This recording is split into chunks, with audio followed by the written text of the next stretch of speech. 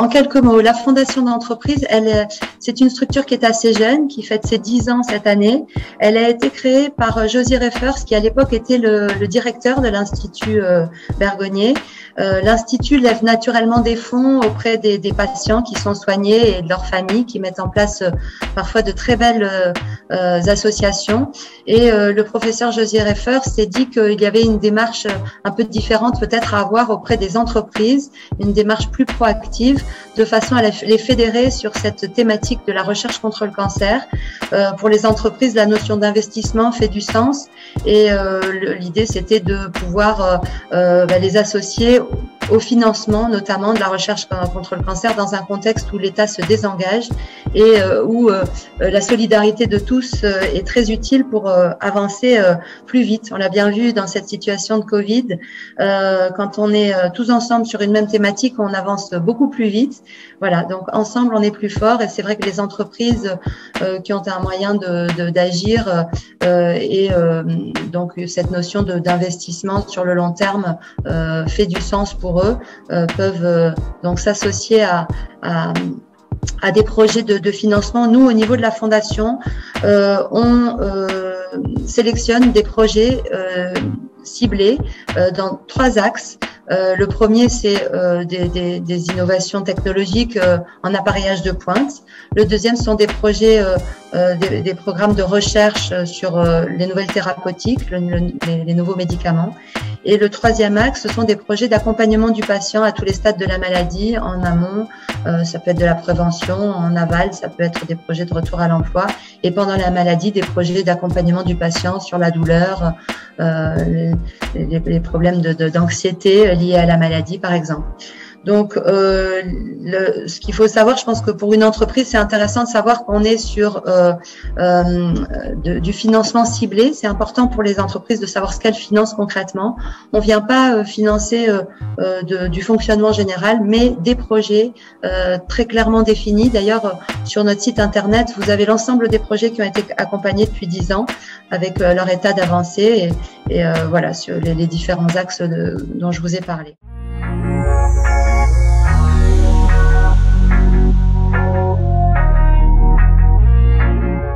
Donc, on porte le nom de l'Institut Bergonié. L'Institut Bergonié, c'est le centre de soins.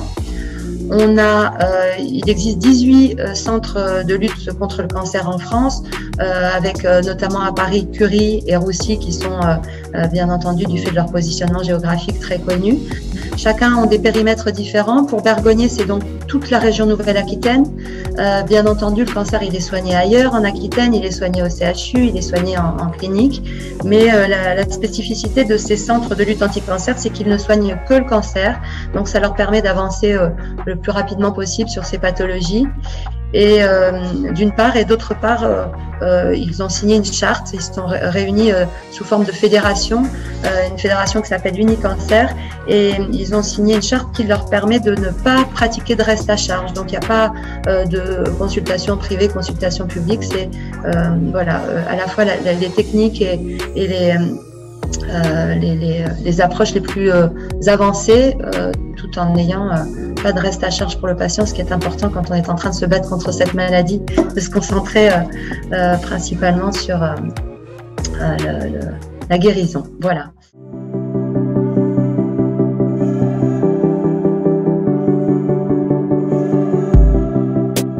L'Institut Bergonié est un institut qui travaille beaucoup sur le cancer du sein, hein, ils travaillent tous dessus, mais voilà, avec des projets ciblés sur cette thématique. On en a un en cours de financement sur l'année 2021 qui est d'un projet ciblé sur les cancers triple négatifs. On en parle beaucoup parce que malheureusement il y a eu d'énormes avancées sur le domaine du cancer du sein, mais c'est encore une pathologie sur laquelle il faut progresser parce que il y a encore trop de rechutes, notamment sur ces cancers-là.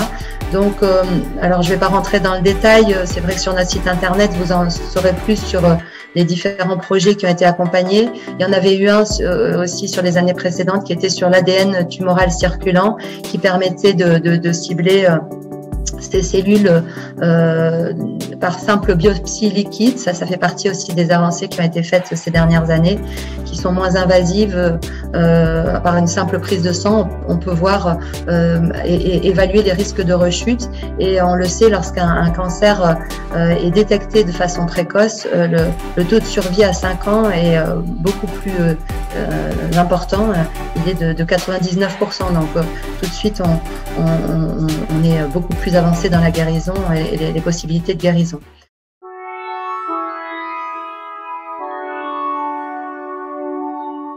Donc je pense qu'il y a au niveau national des démarches de prévention qu'il est important de suivre. Alors indépendamment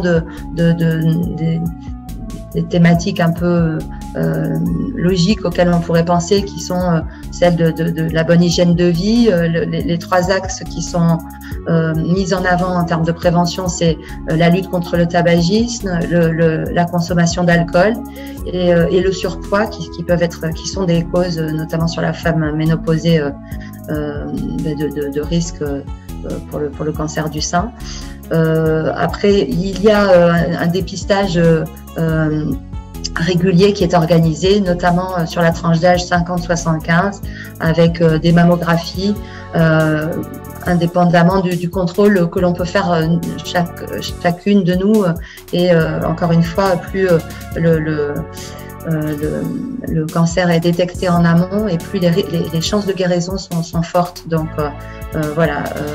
À la fois suivre le calendrier de contrôle qui est proposé, mais aussi savoir détecter soi-même et ne pas hésiter à consulter lorsqu'on détecte des anomalies. Voilà.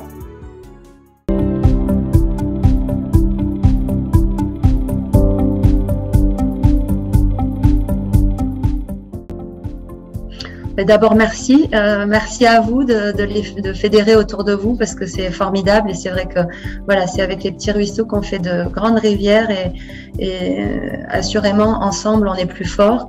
Après, je pense que la crise sanitaire du Covid nous l'a montré, la recherche progresse, avec des moyens on va beaucoup plus vite et la recherche contre le cancer progresse assurément, et néanmoins il reste encore beaucoup de choses à faire et pour ça on a besoin de la bonne volonté de tous, et donc on espère vivement que grâce à vous, Rose d'Or, et vos partenaires que vous avez fédérés et tous les collaborateurs aussi que vous avez fédérés en interne, qu'on va pouvoir grâce à vous participer au progrès de la recherche contre cette maladie. Donc merci et beaucoup d'énergie à vous tous pour cette période d'Octobre Rose.